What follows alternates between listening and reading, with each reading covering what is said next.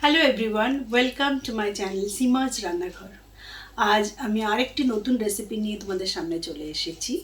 Chicken কাঠি কাবাব বা শিক কাবাব, যাই তোমরা বলো না কেন, তবে খেতে কিন্তু দুর্দান্ত হয়। আর এটা খুব চটপট বানিয়ে ফেলা যায়।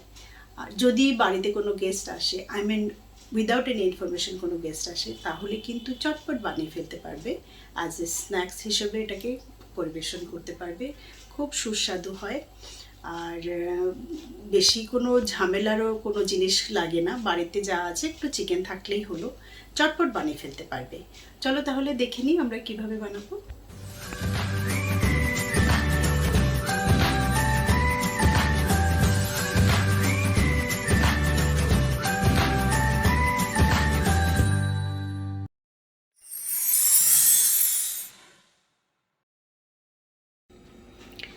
এর জন্য আমরা নিয়েছি আদা, কাঁচা লঙ্কা আর রসুন।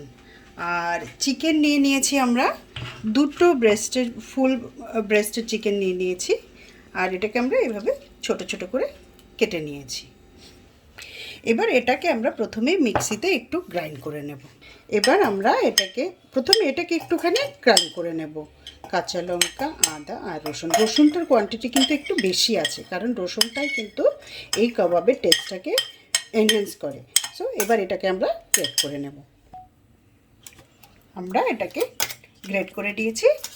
এবার এর মধ্যে আমরা চিকেনটাকে দিয়ে গ্রেট করে নেব অল্প অল্প করে।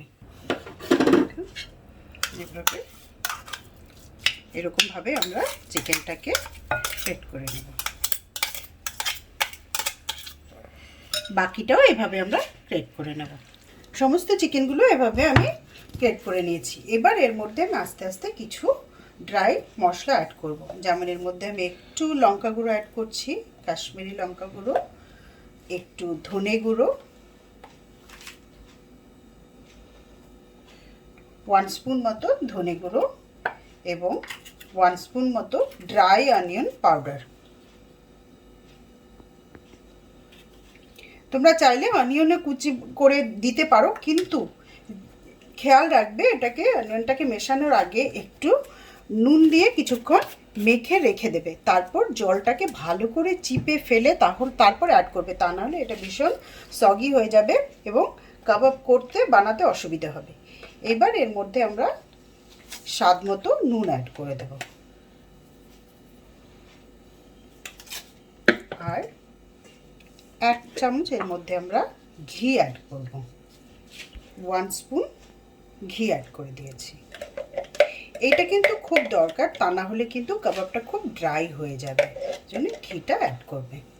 তোমরা চাইলে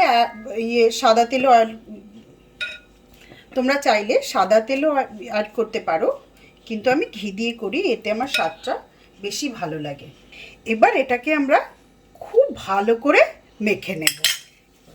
মশলাগুলো যাতে ভালো করে মিশে যায় সেইভাবে আমরা এটাকে খুব ভালো করে মেখে নেব। মশলাটা কিন্তু এটার মধ্যে ভালো করে মিশে যাওয়া খুব ইম্পর্টেন্ট। যাতে ভালো করে মশলাটা মিশে যায় তার দিকে খেয়াল রাখতে হবে। আমরা অনিয়নটাকে পাউডার ফর্মে দিয়েছি, তাই এটাকে যদি ভালো মতো না মেশানো যায় তাহলে মশলাগুলো ঠিক সব কিছুই ভালোভাবে মিশবে না, এবং স্বাদটাও কিন্তু ঠিকঠাকভাবে সব জায়গায় মশলাগুলো সব জায়গায় না ছড়ালে সেইভাবে স্বাদটা এনহ্যান্স হবে না। এই জন্য এটাকে খুব ভালো করে মেশাতে হবে যাতে মশলাটা সব জায়গায় সমানভাবে মিশে যায়। সো এইভাবে আমরা ভালো করে মিশিয়ে নিয়েছি।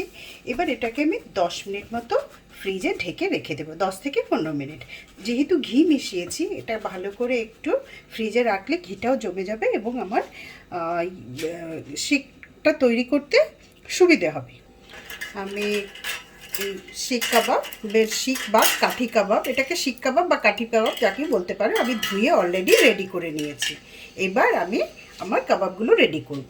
প্রথমে হাতে এইরকম অল্প একটুখানি নিয়ে এইভাবে রেডি করে কাবাবটাকে এইভাবে ঢুকিয়ে দেবে, কাঠিটাকে কাবাবের মধ্যে দিয়ে এইভাবে একটু একটু মাঝখানে মাঝখানে চেকে দেবে। হ্যাঁ, আমাদের কাঠি কাবাব বা শিক কাবাব রেডি। এইভাবে আমরা প্রত্যেকটা কাবাব রেডি করে নেব। বাড়িতে যদি এইরকম কাঠি না থাকে তাহলে তোমরা যে কোনো একটা কাঠি নিয়ে নিতে পারো বা স্ট্র নিয়ে নিতে পারো। এইভাবে রেডি করে এটাকে জাস্ট এইভাবে টেনে বার করে নেবে, বাস। এবার এটাকে এইভাবে ফ্রাই করে নেবে। দেখো, তোমার কাঠির দরকার নেই, একটা হলেই কিন্তু তুমি এভাবে কাবাবগুলো রেডি করে নিতে পারবে। আমি এভাবে সমস্ত কাবাবগুলোকে রেডি করে দিয়েছি। চলো তাহলে এবার আমরা কাবাবগুলোকে ফ্রাই করে নিই। আমি কাবাবগুলোকে ফ্রাই করার জন্য এরকম একটা গ্রিল তাওয়া নিয়ে নিয়েছি। এবার এটাকে আমি অল্প একটু তেল দিয়ে শুধু গ্রিস করে নেব। এটা কিন্তু একদমই অল্প একটু তেল। তাওয়াটাকে খুব ভালো করে গরম করে নিতে হবে। আমার তাওয়া খুব ভালো গরম হয়ে গেছে। এবার আমি একে একে আমার কাবাবগুলোকে অ্যাড করে দেব।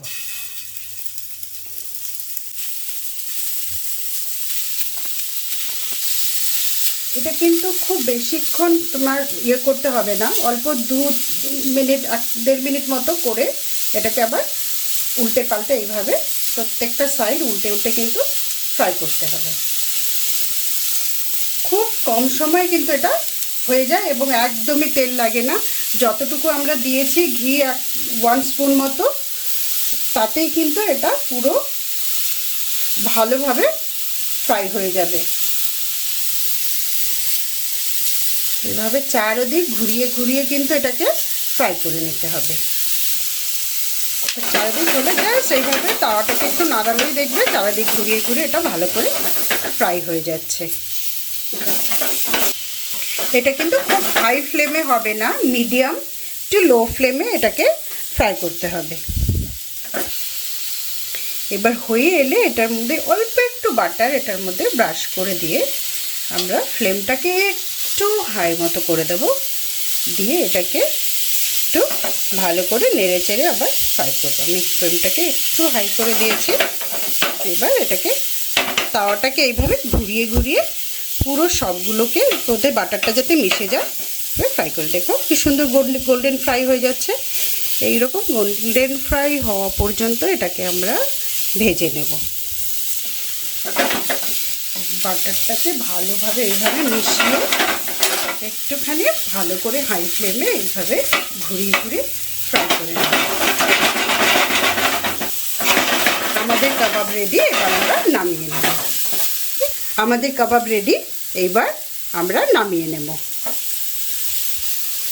আমাদের কাবাব রেডি, এইবার আমরা নামিয়ে নেব।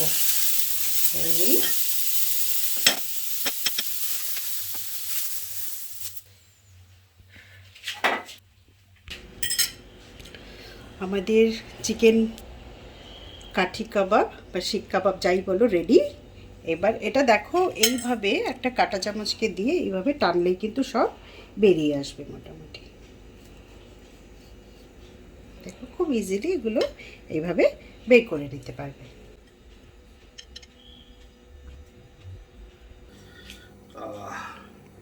শিক কাবাব চামচ দিয়েছে, চামচ কে খাবে? হ্যাঁ, চামচ দিয়ে কে খাবে?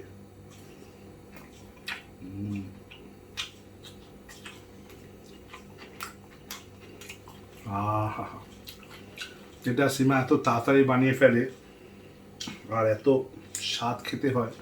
খালি খালিও খাওয়া যায়, পরোটা দিয়েও খাওয়া যায়, রোল বানিয়েও খাওয়া যায়।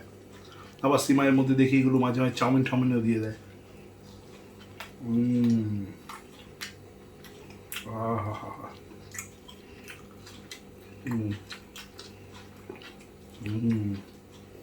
খালি খেলেই হবে? আমার চ্যানেলকে সাবস্ক্রাইব করতে বলো। যারা যারা এখনো সাবস্ক্রাইব করোনি তারা সাবস্ক্রাইব করো, লাইক করো, শেয়ার করো। তাছাড়া আমার একটা চ্যানেল আছে শিবাস ক্রিয়েশন, ওখানে একটা নতুন সিনেমা বেরিয়েছে আবার ফিরে দেখা, ওটাও দেখো, ওখানেও সাবস্ক্রাইব করো। ঠিক আছে? আমি এটা খেতে খেতে ওই বড় স্ক্রিনে একবার সিনেমাটা দেখি। Tata, bye bye.